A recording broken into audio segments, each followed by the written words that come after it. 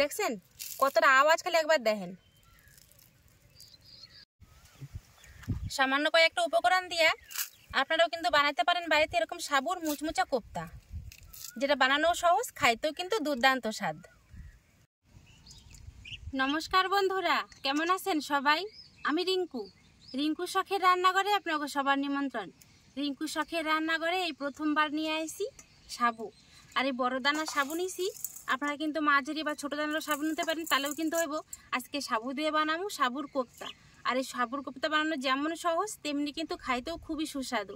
পুরো ভিডিও দেখতে থাকেন, আশা করি আপনাকে খুবই ভালো লাগবে। আর দেরি না করে চলেন তাড়াতাড়ি করে এখন সাবুর কোপ্তা বানানো শুরু করে দিই। সাবুগুলো দেখেন পুরো একদম পরিষ্কার, কোনো নোংরা টোংরা কিছু নাই। তাও আমি সাবুটা একবার জল দিয়ে ধুয়ে তারপরে ভিজতে দিয়ে দেবো।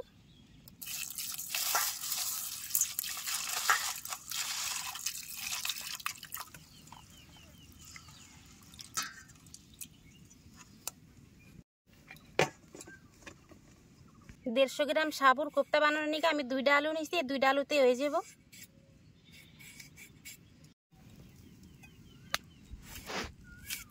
সিদ্ধ করার নিকে আলুগুলো আমি পাতলা পাতলা করে দিলাম, তাহলে তাড়াতাড়ি করে আলুগুলো সিদ্ধ হয়ে যাবে। এবার আমি উনান জ্বালে কড়াই চাপাই দেবো।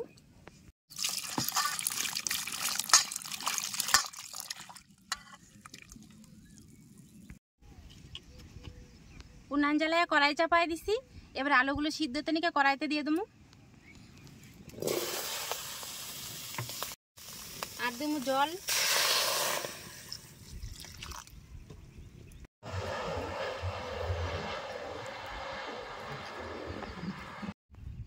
অল্প একটু নুন দিয়ে দেবো, তাহলে আলু তাড়াতাড়ি সিদ্ধ হয়ে যাব। এবার থাল দিয়ে ডাইকে দিলাম।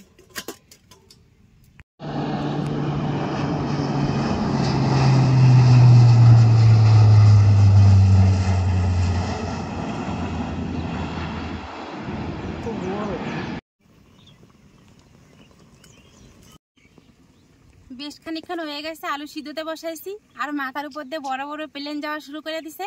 এবারে দিয়ে ঢাকনা সরাই আলু সিদ্ধ হয়েছে কিনা।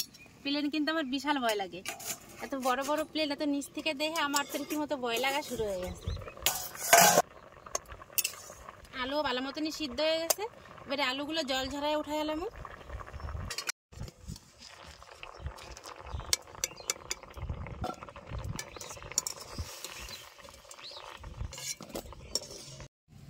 এই সিদ্ধ করে রাখা আলুগুলো চামচ দিয়ে ভালো করে একটু গালায় নেবো।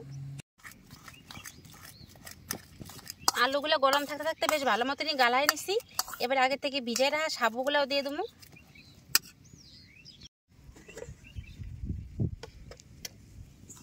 দেন সাবুগুলো ভিজে এখন কত বড় বড় হয়ে গেছে। এই সাবুগুলো ছাইকে আলু সিদ্ধের মধ্যে দিয়ে দেবো।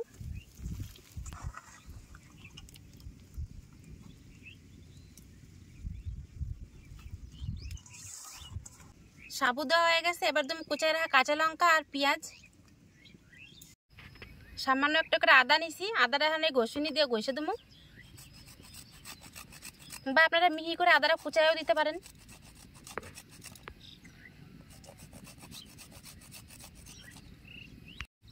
এবার তুমি স্বাদ মতো নুন, যেহেতু আগে নুন দেওয়া ছিল আলু সিদ্ধর সময়, তাই কিন্তু নুনটা একটু বুঝে শুনে দিবেন। পরিমাণ মতো হলুদ, অল্প গোটা জিরা, অল্প একটু কালি জিরা, হাফ চামচ ধনিয়ার গুঁড়ি, বেশ খানিকটা দেবো কসুরি মেথি। এই কসুরি মেথির কিন্তু বিশাল সেন্ট হবো বাজার পরে। অল্প একটু দেবো সাদা তেল। এবার দেবো পরিমাণ মতো বেশ খানিকটা শুকনো আতপ চালের গুঁড়ি। আপনার কাছে চালের গুঁড়ি না থাকলে অবশ্যই কিন্তু বেসন বা কর্নফ্লাওয়ার দিতে পারেন। চেষ্টা করবেন চালের গুঁড়িটা দেওয়ার, তাহলে কিন্তু খাইতে বেশি ভালো যেমন নেব তেমনি মুচমুচাও হইব। এবার সব কিছু আমি একসাথে ভালো করে মাখাই নেবো। আপনারা চাইলে কিন্তু এর মধ্যে ডিমও দিতে পারেন, কিন্তু আমি তো ডিম দিলাম না। যদি মনে করেন পুরোপুরি নিরামিষ বানাবেন তাহলে পেঁয়াজ কুচিটা দিবেন না, তাহলেও কিন্তু খাইতে ভালো লাগবে। তাহলে পুরোপুরি কোপ্তাটা নিরামিষ তৈরি হয়ে যাব। ছোট্ট প্লেটের মধ্যে আমি যেটুক শুকনো আতপ চালের গুঁড়ি নিয়েছিলাম সবটুকু কিন্তু আমার দিতে হয়েছে। মানে আগে যেটুক দিয়েছিলাম পরে আমি আর একটুখানি দিছি, তাহলে কিন্তু আমার এখন পুরোপুরি কোপ্তা ভাজার নিয়ে এই মিশ্রণটা তৈরি হয়ে গেছে। এই দেখেন মনের মতো শেপ দিয়ে কিন্তু কোপ্তা এবার বানানোই যায়। এবার কড়াইতে তেল গরম হইতে দিয়ে দেবো। কড়াইতে প্রথমে দেবো কিছুটা সাদা তেল, তারপর দেবো কিছুটা সরষের তেল।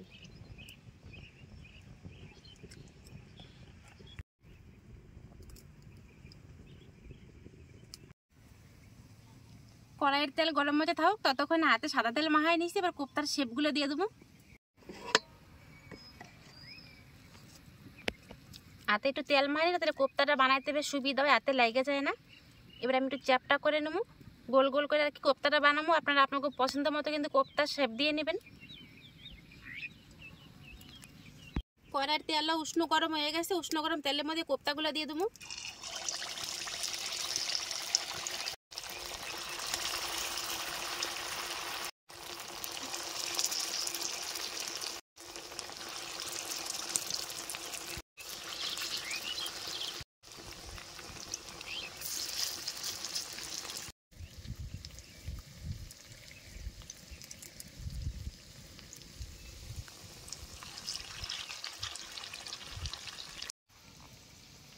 মাঝারি আছে, একটু সময় নিয়ে কোপ্তাগুলো ভাজতে। প্রায় 2 মিনিট হয়ে গেছে, আর কাসুরি মেথি ভাজার বেশ সুন্দর গ্রান কিন্তু বেরোতেও শুরু করে দিছে। কোপ্তাগুলো এবার আস্তে করে উল্টাই দেবো।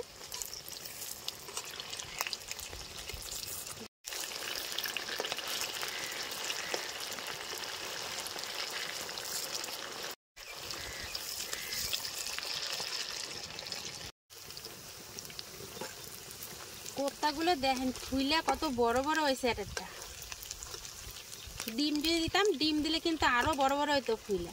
ডিম ছাড়াই কত বড় বড় হয়েছে দেখেন। এই কোপ্তাগুলো একটু সময় নিয়ে দড়ি ধরে বেশ সুন্দর লাল লাল করে ভাজা হেলাইছি। এবারে এই কোপ্তাগুলো নামাই হেলাম।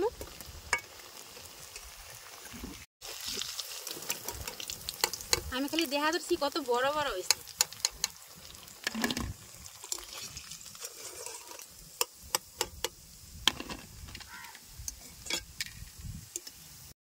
আর এমন করে কিন্তু আমি বাকি সব কোপ্তাগুলো একই রকম করে ভাজে নেবো।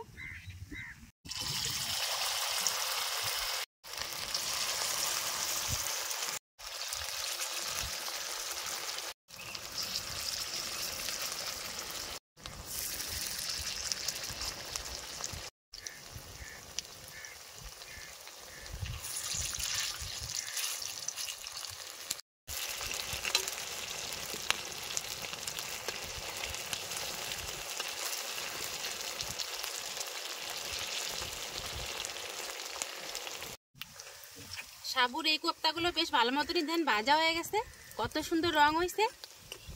এই কোপ্তাগুলো এবার নামাই হেলাম।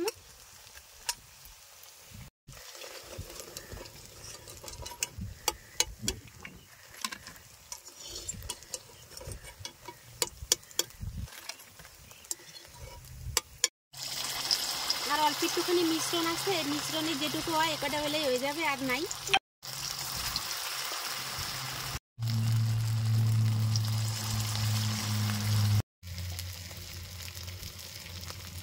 ব্যাস হয়ে গেছে, আর এই কড়া কোপ্তা ভাজা হলেই হয়ে যায়।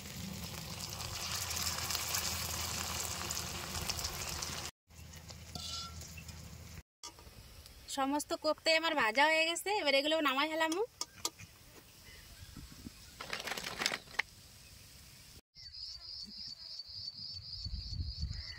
দেখলেন তো কত অল্প সময়ে কম খরচে সামান্য একটুখানি সাবু দিয়ে অসাধারণ এই সাবুর কোপ্তা রেসিপিটা বানিয়ে হেলাম।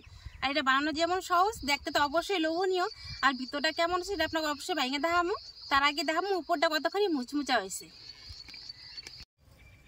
একটা কোপ্তা আপনাকে ভেঙে দেখাই কতখানি মুচমুচা, দেখছেন?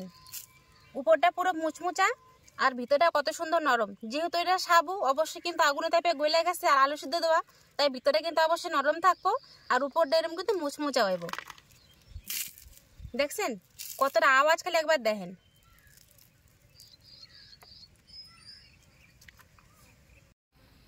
ছোট্ট একটা প্লেট নিছি, আর এই প্লেটের মধ্যে সাথে দেবো সাবুর কোপ্তা। দেখছেন পুরো প্লেটটা ভর্তি হয়ে গেল 2টা মাত্র কোপ্তা দিয়েই। উপর থেকে ছড়াই দেবো সামান্য একটুখানি বিট নুন, আর তার সাথে দিয়ে দেবো টমেটো সস।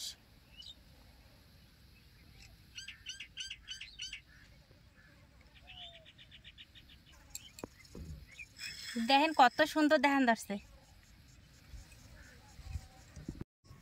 এইবারে সাবুর কোপ্তা আমি খাই দেব, এটা খাইতে আসলে কেমন স্বাদ আছে।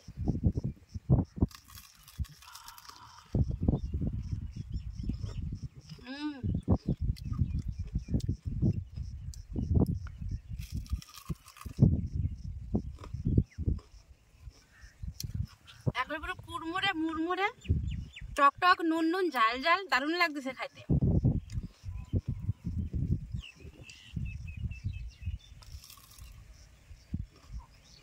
অসাধারণ। আগেও কইছি এখনো কই, যদি আপনারা নিরামিষ করতে চান অবশ্যই কিন্তু পেঁয়াজটা বাদ দিয়ে দিবেন। আর চাইলে কিন্তু এই কোপ্তাটা আপনারা ডিমও দিতে পারেন, ডিম দিলেও কিন্তু খাইতে ভালো লাগবে আর নিরামিষও খাইতে ভালো লাগবে। কিন্তু যেটা হচ্ছে দিতে যাবো কাসুরি মেথি, না দিলেই না। কাসুরি মেথি নিয়ে কিন্তু এটা স্বাদ আরও দ্বিগুণ হয়ে গেছে। কাসুরি মেথি ভাজার যে অসাধারণ সুগন্ধ, সেটাতে তো এটা স্বাদ বাড়ায় দিছে।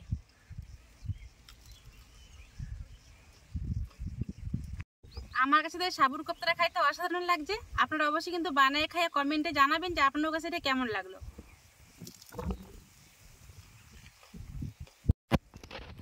যদি আমার এই সহজ রেসিপি এই সাবুর কোপ্তা আপনাকে ভালো লাগে তাহলে অবশ্যই এটা লাইক কমেন্ট শেয়ার আর সাবস্ক্রাইব করতে কিন্তু ভুলবেন না। তো আজকের ভিডিও নিয়ে শেষ করলাম, দেখা হবে পরে একটা নতুন কোনো ভিডিওতে। নমস্কার।